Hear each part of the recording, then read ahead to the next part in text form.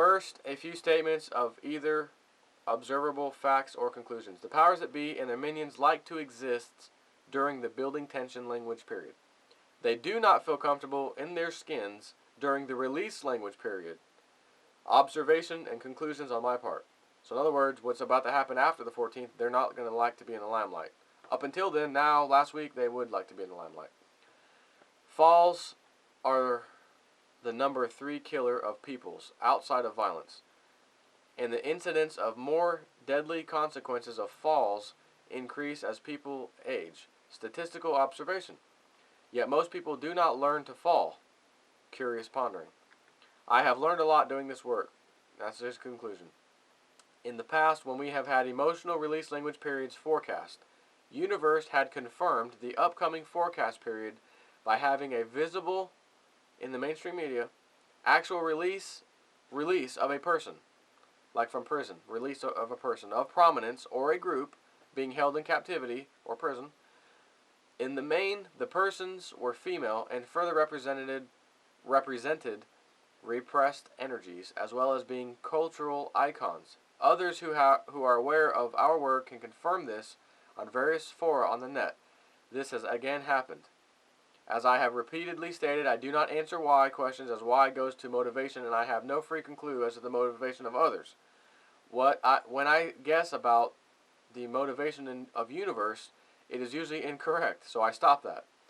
Today, the junta of control freaks, currently, albeit temporarily, thinking themselves in charge of events in Myanmar, accommodated the will of Universe and released Sue Kai to her conditional freedom within larger universe. I actually saw the news today. He's right. They were released. This again confirms the upcoming tipping point into release language tomorrow. Just as has occurred with every other release period, we have forecast here at Half Past Human. No, have not, as I mentioned, a friggin' clue as to why Universe should so act. It just does. Maybe Universe likes playing with all of us through our own individual use of language, and it simply cannot resist the in-your-face use of the word release just to make its point. Speculations are allowed here. Sukai is important in our work in other ways as well. Previous Alta and Shape of Things to Come reports have references to the Asian island-connected female archetype who would be part of the larger female archetype that this movement within model space overlasts. Female archetype who would be part of the larger female archetype that is movement within model space overlast this and the upcoming next few years. Another expression of the female archetype is found in the Wild Colleen forecast, now rather infamous on the net. Again, larger archetypes in movement here, and more are expected to rise global visibility over these next 63 days of release language and beyond. Again, after the 14th tomorrow or thereabouts, day or two plus or minus, whatever happens, 63 days past that, we're going to feel or talk about or be like, oh my God, kind of like 9/11, for the last 2 weeks, we were scared to get on planes, buses, talking about it, that was 2 weeks. We're talking 2 months, 2+ months, whatever. So anyways, she is also important or in ways we have not discussed, but which most aware observers will notice in the upcoming release period, especially from January 8th, 2011 onward. Further, she will not be alone. So, now let's try to craft an image that will dispel some poor thinking about building tension versus release of tension, as well as tipping points. First, both building tension language and release language contain positive and negative value words. Some words exist in both release language, building tension language. Not to bore with details, but give a thought to this. The end of World War II here, in the US of A, produced large numbers of pictures showing the expression of positive release language. The idea is basically big-ass party and emotional rush of good feelings, which lasted for weeks. So that is a positive emotional release language. It is to be expected that we humans suffering under the thick, heavy mind control and fear tactics of the powers that be will have a pretty damn big positive emotional release as the powers that be are introduced to karma by the universe. What goes around comes around. Now, note that horror and tragedy produce negative emotional release language. Thus, both righteously famous parties and funerals are memorable examples of release language expressed. Same is true of building tension language. It can be both positive and negative. The anticipation of the landing on the moon in 1969 was an example of positive building tension, while the past 10 days have been an example of negative tension language. Feeling it yet? Remember our work here. The whole future forecasting shtick is all about emotions. That is what bleeds through reality's filters to be read by those of us nutty enough to try. And yes, we are of course aware that universe both gives us the nutty skills and the compulsion to employ them, hopefully for good, or for the good. So are we clear on this so far? Now about falling, flying, and fearlessness, which was the title of this thing. It has been so long for me, over 3 decades, that I no longer remember the fear of falling. The first time I was introduced to the ukemi arts in judo in Germany, where I started this material, or martial adventure toward the art of peace. But I have had decades of learning as I watch others experience forward rolls, which is the art of falling, for the first or 100th time. The fear is instinctive, or so behaviorists would say, but it leaves once one embraces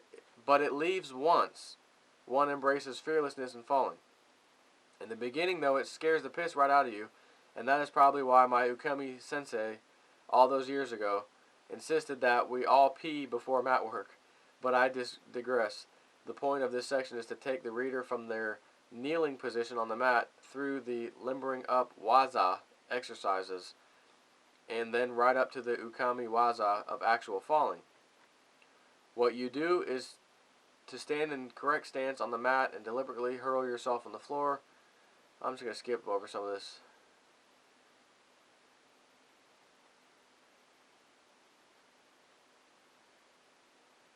Alright, so now let us talk dams, as in like a water dam, and rivers and reservoirs, as are all as a necessary metaphor for what is underway as I write this, and like over the next 63 days as you read this. First, some more coffee. Okay, we are describing a lake behind a dam. The lake is our total collection of emotional tensions, both release and building. This lake is very full, just under the edge of the dam. The lake is currently dominated with building tension language. Noting that both release and building tension exist simultaneously, it is a question of proportion. There is simply a preponderance of building tension at the moment. There are many rivers and streams which feed our lake, and some are building tension and some release. Let us think that this building tension has been also concentrated in our vast lake of words by solar evaporation for a long time. Most of this last year since December of 2009. So there is a dominant flavor in our lake of building tension. The sky clouds up, matching our mood, and the dark and terrible aspect of a storm forms in the hills behind our lake. Predictably, the storm clouds break open and rain pours down upon the ground. As is nature wont, rain rolls downhill. All gathers into the new rivers and streams, all rushing toward our lake. Many of these new sources are release language, as universe directs. The Sukai release of that lady, her name was Sukai, in Myanmar, is such a new stream bringing a torrent of release language to our lake. All of the new streams are not release, but our weather forecast is for more release language rivers than building tension rivers to form at this time.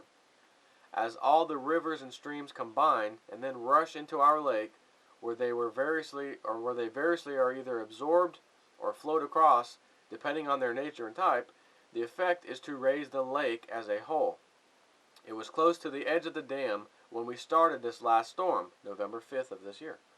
And now we have reached the very edge of the dam with the certain, confirmed by universe language, by this lady being released, knowledge that more waters are still rushing in, and thus the capacity of the dam is about to be exceeded, is going to burst, so to speak.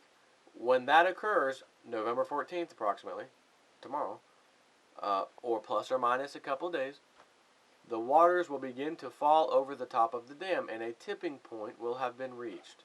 Now get this, you are the water. Do you care so much about just which bit of water behind you actually shoved you over the dam's edge, or more about learning how to fly? This is the issue of priorities brought to the surface of the mind.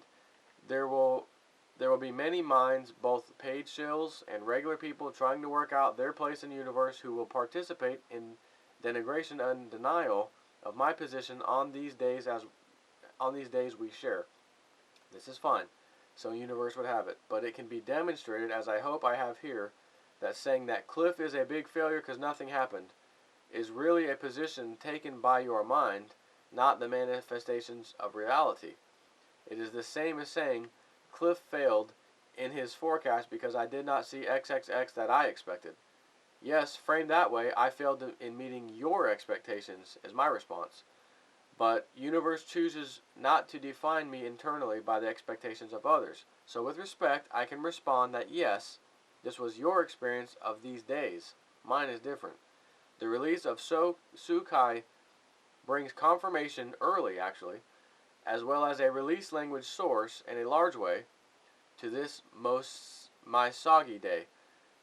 The release language continues to raise the level of the lake, so to speak. A good time to consider universe and ukami detail layers, being, pun intended, on the woo-woo path to enlightenment. I try to be respectful of all persons that universe may place in front of me. This always includes those persons shunned or ridiculed by the main social body.